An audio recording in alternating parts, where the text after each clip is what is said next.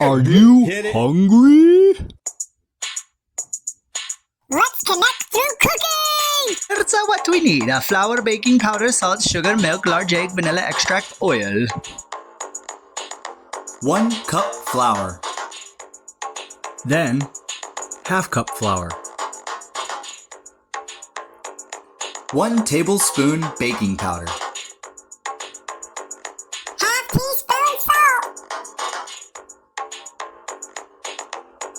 1/4 cup sugar. Mix well. When this batter is ready, you can make pancakes in a frying pan, deep fry it for funnel cake, or put it in muffin tins for cupcakes. 1 cup milk.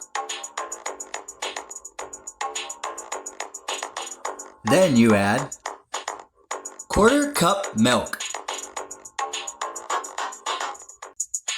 Large egg.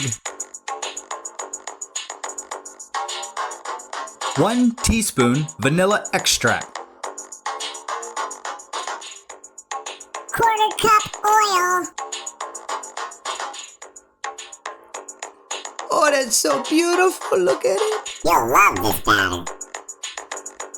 Mix it. Beat that batter until it bubbles. Mix well.